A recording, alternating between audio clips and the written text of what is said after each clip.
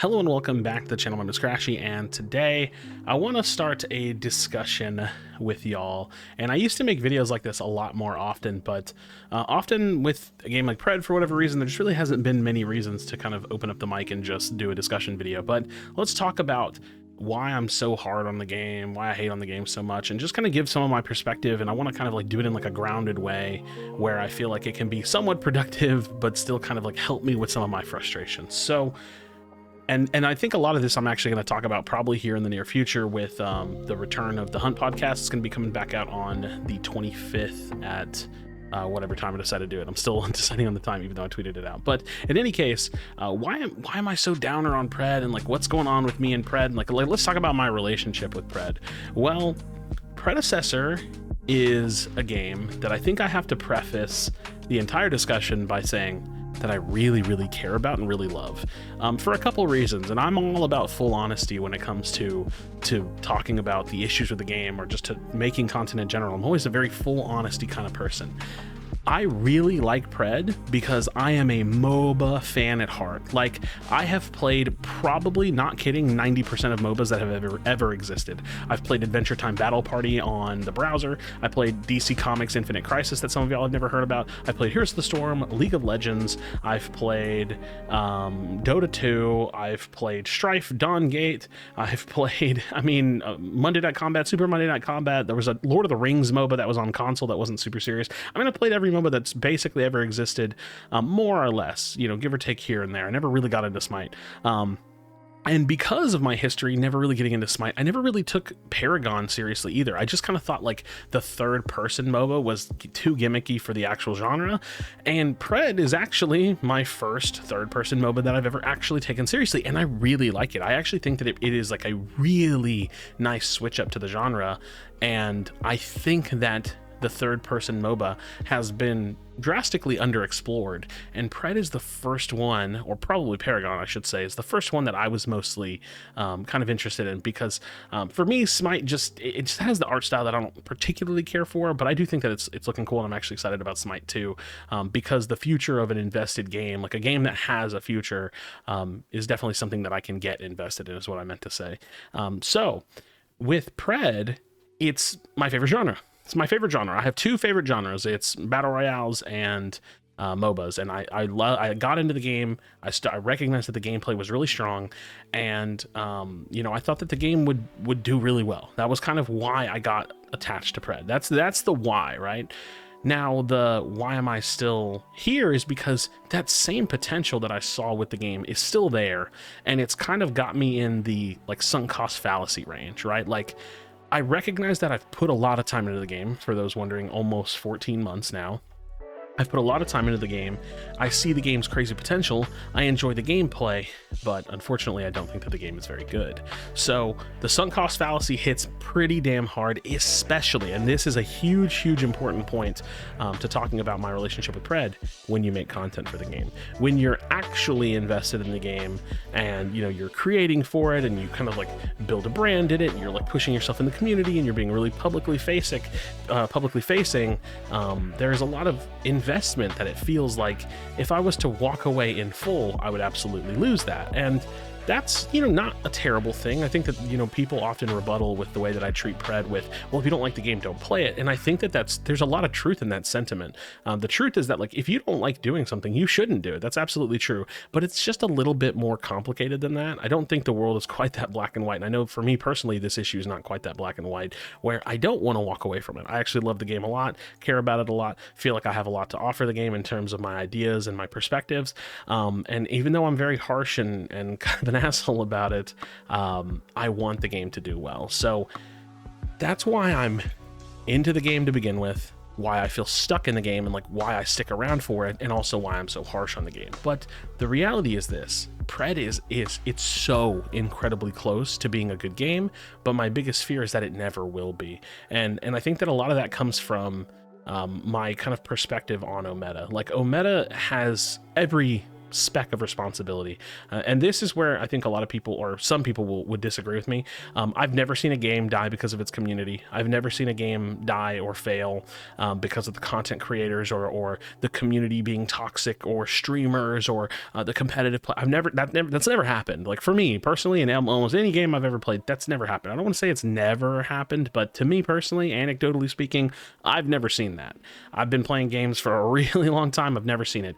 Always, the game either lives or fails based on its developers. Now, developing a live service free-to-play title is probably the hardest thing you can do in game dev in general. It's so incredibly competitive.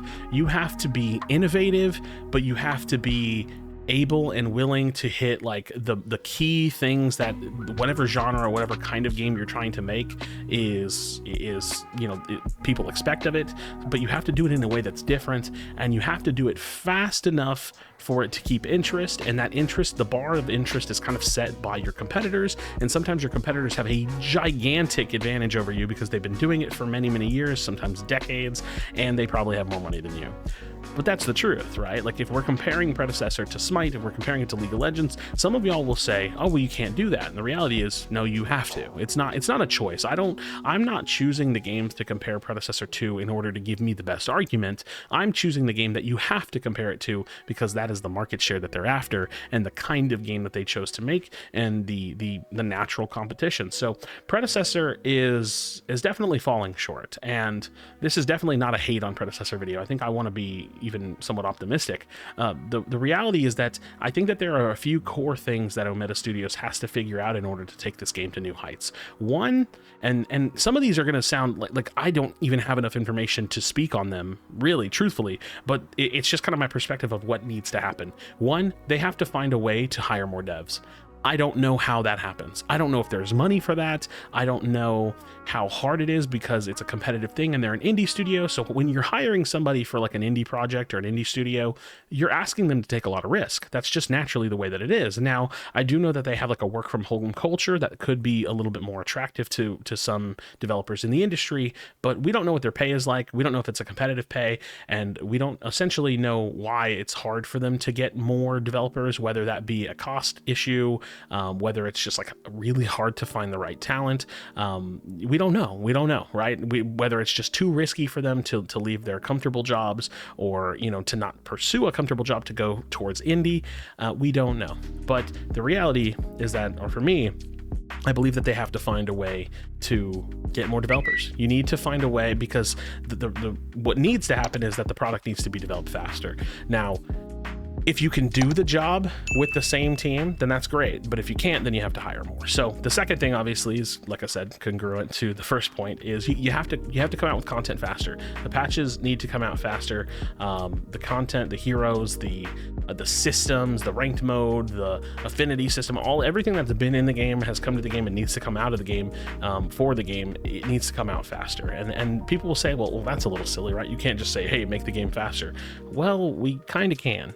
I think that what we have here is irrefutable proof over the last 13, almost 14 months that the bar of interest falls faster than the implementation of content. And that is kind of the definition of a game. I don't want to say a dying game, but a game in decline, right? If you are not able to continue to work and produce something that is going to keep player interest at least parallel with your at least even parallel, whatever you want to say, with your ability to produce content, then naturally you're going to lose players over time. And that's essentially what we've seen pretty historically. Now, I don't have numbers, right? Like I got Omega City, I got charts to show numbers of games played, we got Steam charts. We don't have great data. I don't know, right? Like it's just what we see, right? We know the player base isn't huge.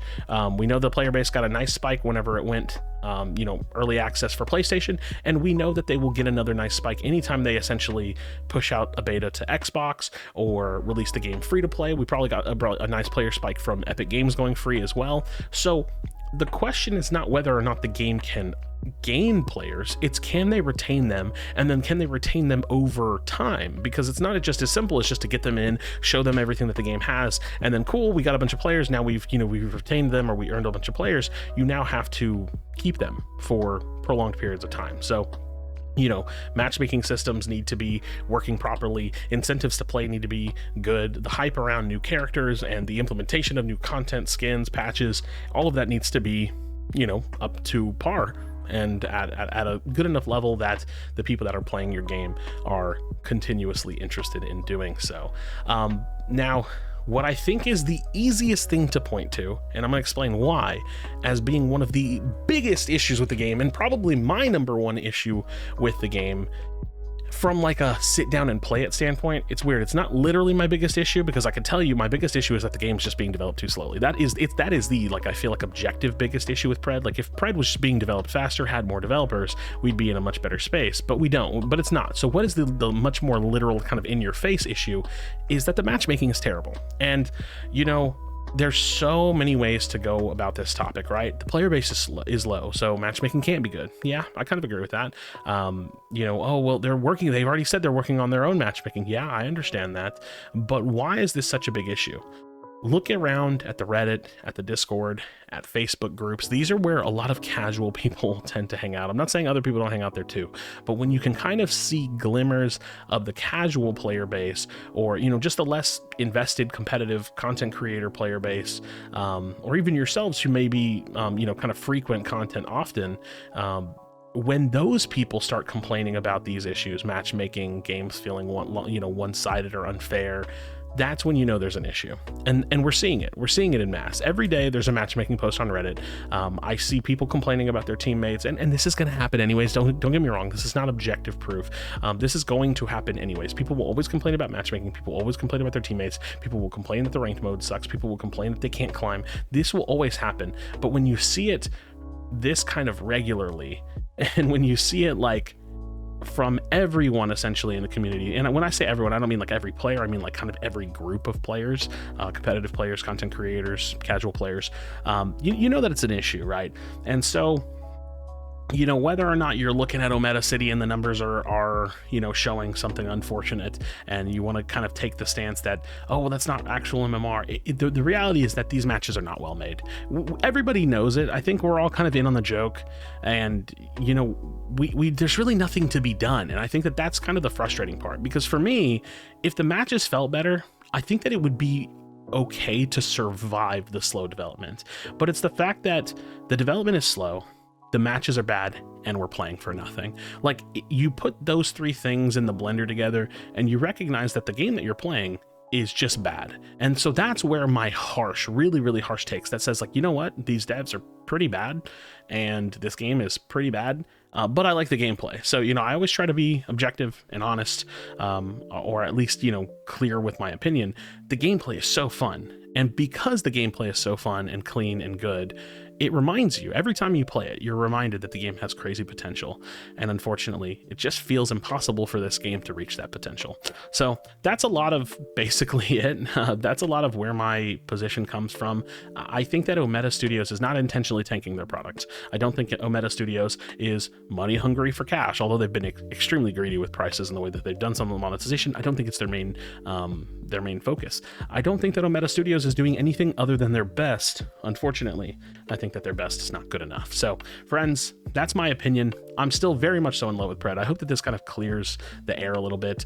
It doesn't change the way that I act. I'm gonna get frustrated. The matches are not, like, 1 in 10 games are maybe worth my time, and that's frustrating because I'm not playing ranked, so I don't have something that I can chase after while grueling through terrible matches. And it's not like I'm playing for the influx of content and how exciting the game is, because we don't get content for 6 weeks at a time, and even then it's not even that exciting. The last patch that introduced Kwong was a pretty piss poor, pathetic patch, and it was coming off the heels of the holidays, right? And listen, man, I want these people to have their holidays. I want these people to be with their families, but the reality is I didn't sign them up to make a live service free-to-play game, and the demand of a live service free-to-play game is probably honestly not worth it. It's probably just not worth it. I think if I was a game dev, I'd probably never want to make a game like this because it just feels impossible.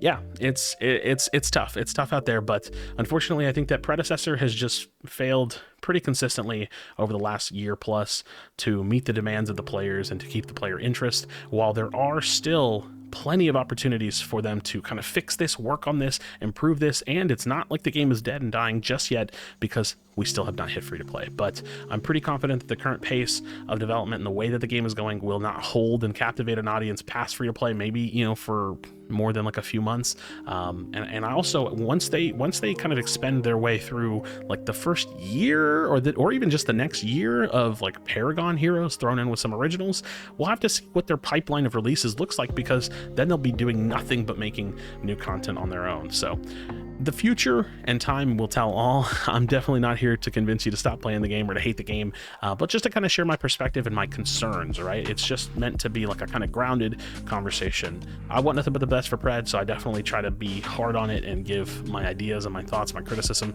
I would love to see more blog posts from them. You know what I want to see? I want to see more of the iteration to the changes they're making as they're happening.